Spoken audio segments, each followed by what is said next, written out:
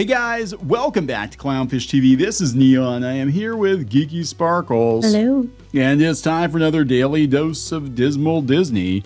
We're going to talk about this non-copyright infringing mouse character here, staking a claim in his empire with these non-copyright infringing, trademark infringing castles that just happen to be all over the map. Yeah, we're going to talk about Disney expanding its parks presence. And this is interesting. There are multiple articles out today talking about Disney doubling down on spending in the theme parks to compete with Universal, but it's not here. Most of it. Most of it isn't here. Now, it's interesting. This one, they talked to Josh D'Amaro, and the other one I know that we saw was LA Times, and they're just talking to other people that are financial-based people. And the LA Times isn't as glowing as this one, but the Hollywood Reporter put out this puff piece that basically talks in circles. So let's just look at it. Yeah, we're going to look at this. So before we get into it any further, please subscribe for more pop culture news, views, and rants, guys. Check out exclusive content on Patreon, patreon.com/clownfishtv. Disney bets $60 billion its parks will power the future. Okay, the $9.1 billion that Josh D'Amaro his lead unit reels in is an undeniable bright spot in Bob Iger's empire. Yeah, it's not okay. The theme parks have traditionally brought in a lot of money. Yes, they've always, almost always, not always, but almost always, have brought in a lot of the money that Disney uses for stuff. And with their $60 billion that these park investments they're going to do, it's all supposed to be coming from the theme parks. Like they're paying for it, which means price hikes for all of us. Yeah, so historically, we've talked about this before. When Disney strikes out in other areas, they basically dip into the theme parks. Like you can see, oh, this movie was a massive failure at the box office. Now all of a sudden, oh, we're going to charge you for parking. Mm-hmm. $5 parking increase, or oh look, the souvenirs went up a bunch of money or whatever. Yeah, right, because the theme parks, that's Disney's most loyal, bankable audience. I mean, theoretically, Disney could if they wanted to shrink considerably, they could get out of TV and movies, whatever, altogether, and just kind of become a theme park company, and they'd probably be okay. But they're not going to now, but yeah. No, they're not going to, but think about like the 70s and 80s, early 80s, when they didn't have a lot going on at the box office. Before they had the Disney Channel and Disney was kind of on the rocks, they invested heavily in the theme parks and Epcot and almost went bankrupt over it. But like the theme parks were a consistent source of revenue for them. In fact, I think if the theme parks weren't around in the 70s and early 80s, Disney would have been sunk big time. So, yeah, they said that this is Josh D'Amaro. He said, what I'm proud of is that all of our stories continue to resonate as strongly today as they ever have before. Mm-hmm. But the story, like, this is how much money. So are these articles. Anyway, so they're talking about the $60 billion that we've all heard about repeatedly. And they're talking about Epic Universe coming and how they're going to have to compete with that. But this is funny. I love this. On the way, the exec will have to contend with Comcast, NBC Universal, which is launching a highly anticipated Florida park in 2025, as well as workers pushing for increased wages and more unionization, and lingering consumer pain points with overpricing, which is true. Yes. Under former CEO Bob Chapek, fans grew outraged of the introduction of a reservation system to manage crowds post-pandemic, as well as paid add-on to skip lines, which, depending on the option and day, could increase the cost of tickets, blah, blah, blah. GD Plus. Okay. GD Plus was Bob Iger. So this person doesn't even know what they're talking about. GD Plus was under Bob Iger. It was in play way before Bob Chapek was brought in. Also, the reservation system, that was in 2020. And Bob Iger was still on the board. He was chairman of the board. Mm-hmm. He was there. He was part of the decision to do this. Chapek, yeah. Iger was there. A lot of the stuff that they blamed Chapek for, it was already set in motion by Iger. You can't just snap your fingers and be like, yeah, we're going to roll out Genie. Actually, we heard about Genie or something like it. God, I want to say going back to like 2017, 2018, that they were talking that they eventually wanted to get rid of. The original plan was they wanted to, upcharge for premium access to stuff and for fast passes, but also they wanted to phase out travel agents. They were hoping that this new app would make it just a kind of a one-stop shop. Because then they don't have to pay travel agencies. Right, because they're giving them a pretty sizable chunk, And yeah, I mean, But now it's more complicated than ever to book a Disney trip. But that wasn't Bob. They're like, oh, because of Bob Chapek. Yeah, neither one of those things. The reservation was he was partly responsible for, but so was Iger. But the Genie Plus, that was already in the works under Bob Iger. So you're going to talk about theme parks, you should at least be, talking about where it came from. Yeah. Anyway, I thought that was funny. So they're talking about tomorrow and about working on this, and I guess they talked to him, and he said about Love Disney brand. It's incredible to have Bob Iger back because he kisses Bob Iger's ass. And they're talking about the Disney business, and they're talking about how he has consumer products. And consumer products and theme parks and things like that are basically where Disney's getting extra money from. Yes. And that's what they're talking about here.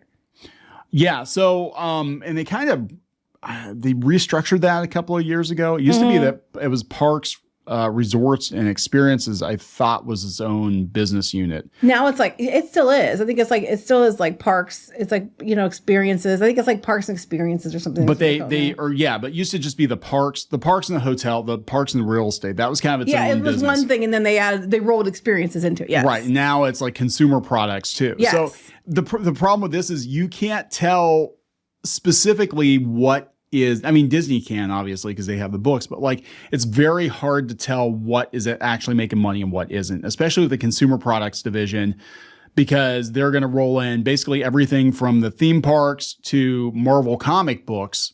It's all part of this consumer product division. So like, you can't really go find like, well, this is exactly how much money Marvel Comics is actually making per year. And to be fair, I think they do it for that reason. Yeah. Like they're rolling it there so they can, if one place does really well, it can cover for the ones that don't. Yes. All right. So go ahead, keep going down. This is just talk. They talk in circles a lot in this article. They're talking about 70% is earmarked for new experiences and 30% for tech, infrastructure, and maintenance, which they already spend that much anyway each year for like that kind of stuff. Yeah, but they're competing with Universal in Florida, but they're not spending. It doesn't look from my point of view, it doesn't look like they're spending most of that money in Florida. No, and then that's what they're saying. Several new attractions are expected to start opening in 2025, but they're talking about other areas. But they're saying that they're talking about Disneyland Forward, and that's going to be $1.9 billion expansion, which I do think Disneyland could use. Yeah. It has not been finalized.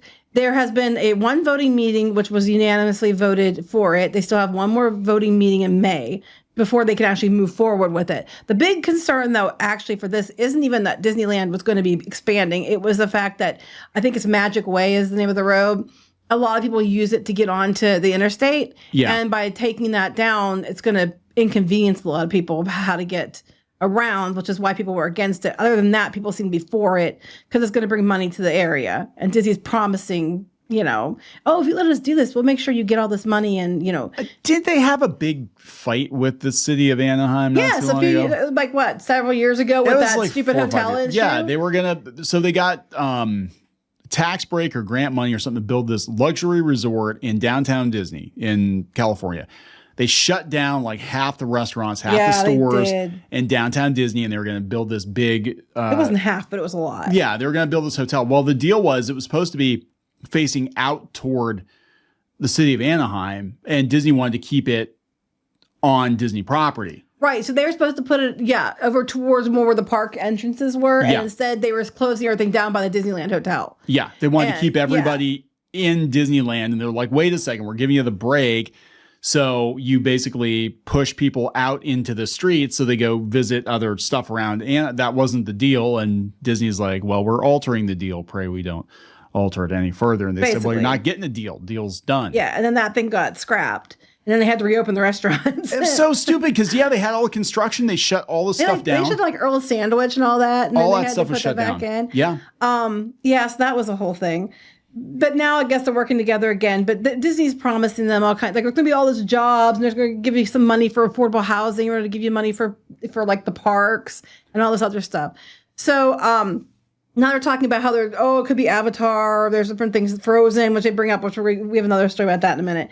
And things that could be possibly going into Disneyland. Possibly, maybe in an expansion. I think Disneyland needs the expansion. I think it'll move forward. I think it needs to move forward. So I'm not going to fault them on that one at all. They're still saying Disney plans to spend $17 billion in Florida, which I don't see how if 70% of 60 billion is going to, so I guess, I don't know. This was a number Iger pulled out of his ass a while ago. Basically to stop the drama with Florida, and which they've lost, by the way. But I think the reason that they gave it up so easy was they're like, yeah, we can't build anything if we're, and stuck in the middle of a pissing match with Florida. Yeah, so I think that's what they were doing. But they're saying that their transformation of Epcot, which they've been working on since 2017. Mm-hmm. This isn't like new. They're acting like it's new. The transformation of Epcot started in 2017. They're updating Splash Mountain with Princess and the Frog, which, that's just literally taking their existing ride and just retheming it. They're going to turn Dinoland USA into the Animal Kingdom of Tropical Americas, which is a lot of, retheming. Like Indiana Jones is just dinosaurs going to be Indiana Jones. Which I don't like. I don't like that. I mean, I like the Indiana Jones ride. I like the Indiana Jones ride better. And we're going to disagree on that one. As long as Phoebe Waller-Bridge isn't in the new, the new version. We're going to disagree on that one. I like the Indiana Jones one better than the dinosaur one, but I know you really like dinosaurs. It's so cheesy, but it's not IP. We have to have IP because we want to sell Indiana Jones merch in Animal Kingdom. I mean, look, Dinosaur Land USA is the worst part of Animal Kingdom. It's the thing about what Animal Kingdom was before they put Pandora into it. It wasn't IP. Same with Epcot. Like all these parks were great and they were always well attended and they didn't have the IP shoved in. You didn't have it. Like Hollywood you did and somewhat more so now than before, obviously. But it was, other than Star Tours wasn't a whole lot of IP either. It was their own stuff. The only one that was really IP heavy was Magic Kingdom. And now that they're just trying to turn everything into IP farm, IP this, IP that. Yeah. It's just IP everything. Epcot. And they pee on all of it. What happened to that big festival pavilion they were going to put in? They scrapped that big Yeah, well, that's what basically they're Fisher doing. Price parking deck looking thing they were going to put in. Because it was expensive. But yeah, the Epcot's transformation isn't a new thing. You're like acting like this is all new, and it's not. They're talking about, here's where it's all new. World of Frozen in Paris. Now they're going to name it Disney Adventure World, which is a stupid name. The World of Frozen in Hong Kong, and Fantasy Springs, Frozen, Tangled, Peter Pan, Tokyo Spring, Disney this spring. Zootopia Land at Shanghai Disney opened in December. Now that was another rumor that they were going to possibly put Zootopia in Animal Kingdom, and they were going to get rid of Rafiki's Planet Watch, and they were going to make the train the Zootopia train. I still wouldn't rule that out. I just wouldn't. Because Rafiki's, nobody goes there. It's like the world's saddest petting zoo. There's like one goat. Just a goat. It's not just one goat, but it's really a goat sad. and a half. There's one and a half goats. It's a great petting zoo. But yeah, I wouldn't rule that one out yet because he even said that he hints it might appear at other parks as well. But it wouldn't. They were talking about Animal Kingdom. I still wouldn't rule it out. They're talking about the Fortnite stupidity. And we're gonna do digital Disney in Fortnite. No, you're like 5 years too late to Fortnite, dude. But digital Disney, and it's like so we can get kids to spend money in game, which is what they're trying to do. I have to admit though, I would if I could visit Disney World or Disneyland, if I could visit Disneyland on opening day and it actually looked like it did on opening day, and it was authentic, and I would pay for that experience, I would do it. Oh yeah, if you could pay a subscription, or even just go to the parks. You can pay a subscription service, be able to walk around the parks, and stuff like that with your VR glasses or something. People would totally buy it because they can't afford to go to Disney, but they might be able to afford to do that. So, or do the nostalgia ride throughs and stuff like that you can wear with your VR. It would be awesome. You can't afford a $5,000 trip to Disney, but you can afford a $3,500. Most VR headsets aren't that much. No, they'll make a deal with Apple because what they're going to, because they want. It'll automatically be installed every time you buy a headset. It probably will. Like, hey, do you want to go to Disney right now? Don't you want to go to Disney? It's only real Disney's $125 a ticket. Fake Disney's $75 a ticket, and you can just walk around at home, and you don't have to. But if you want virtual fast passes, you got to buy some Mickey money.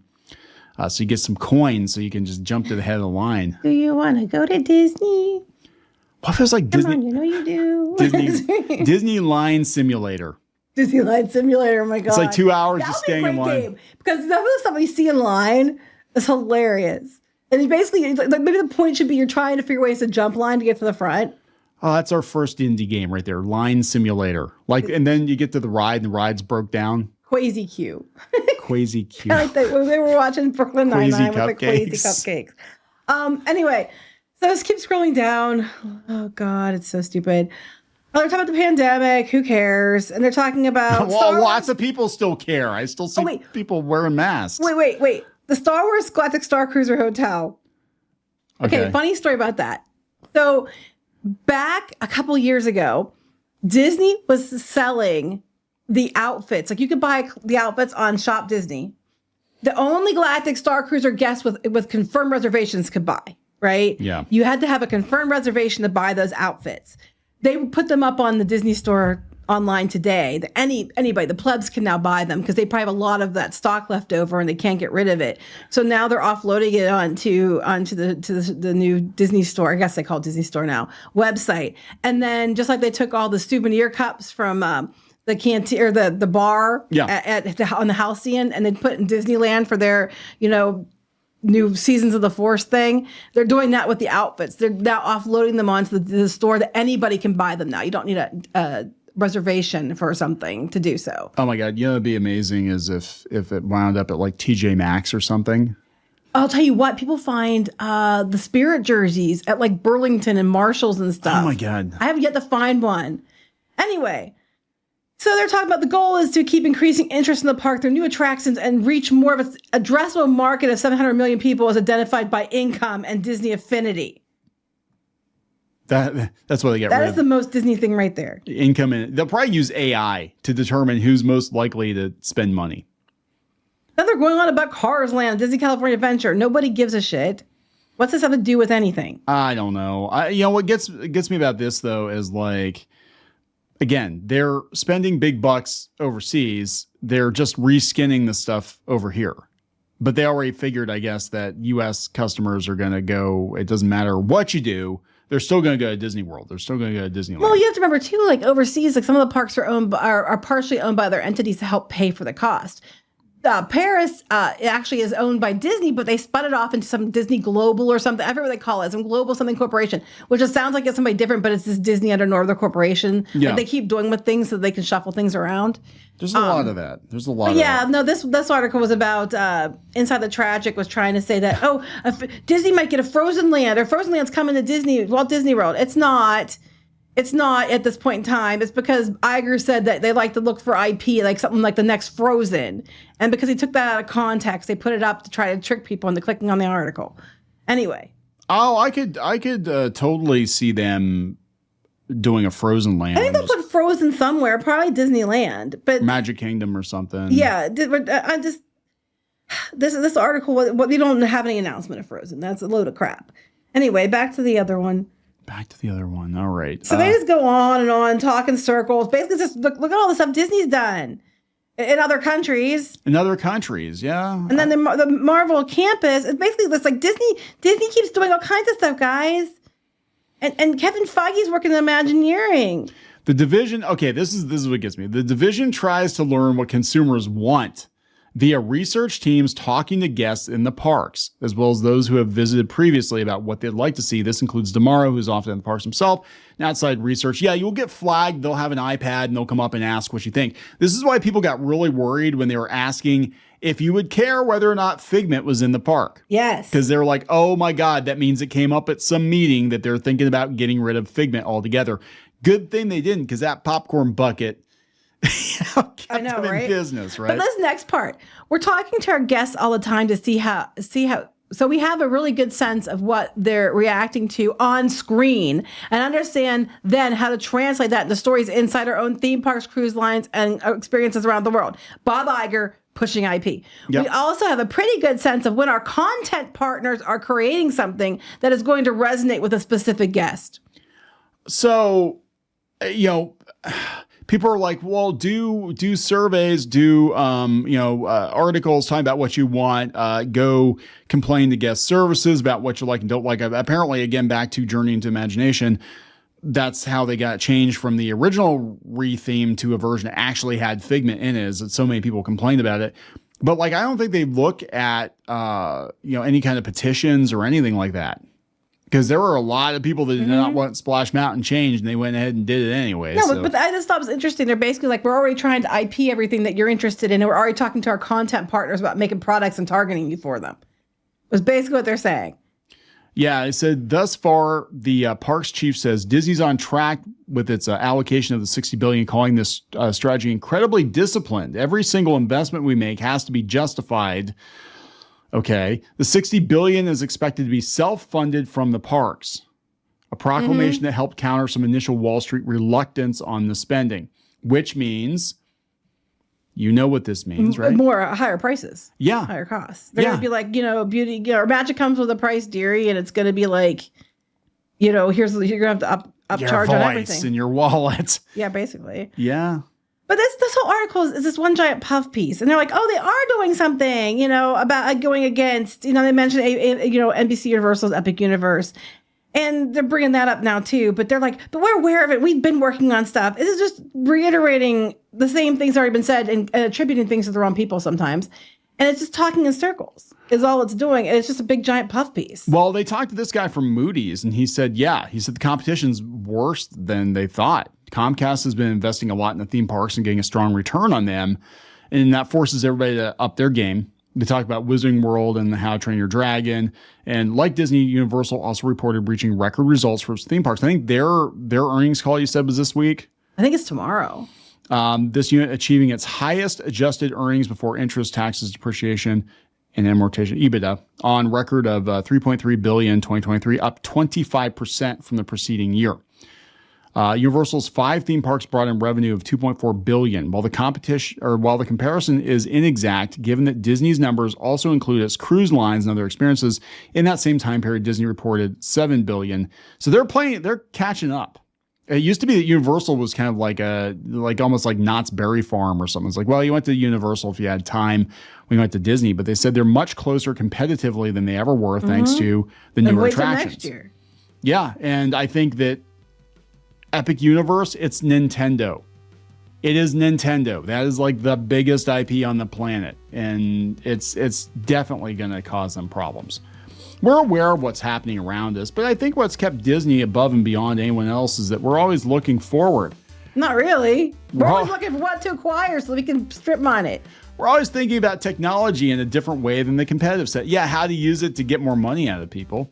We're always thinking about how to immerse guests into stories in a completely different way. But I don't know. Harry Potter Land was way more immersed. You're way more immersed there than you are at Epic or at Galaxy's Edge. Oh, Harry Potter is 100 times better than Galaxy's Edge. Like, you actually feel like you're walking into the set of the movie. They've got the interaction with the wands. They've got everything about it is damn near perfect. And if they had done that with Galaxy's Edge and made it Tatooine or Hoth or Endor, something familiar, they could have pulled it off. But it is worlds apart. It was just like budget cut Star Wars. Mm-hmm. So I don't know, guys. There it is. They're supposedly spending more money. I think they're just blissfully ignorant of how much of a threat Universal is going to be. I think they're just like, it's I fine. think they know, but they can't do anything about it in a timely fashion, so they're just trying to deflect it, is what I think. Deflection. And Disney's great at it. They're very good at it. So we'll see what happens. We'll see what happens when Epic Universe comes out, because I'm hearing a lot of people are like, yeah, I was going to go to Disney, but I'm going to go to Universal. I'm going to go check out Nintendo. That's what they're going to do. So I'm going to wrap it up. Yep. Please subscribe. We'll talk later. Bye.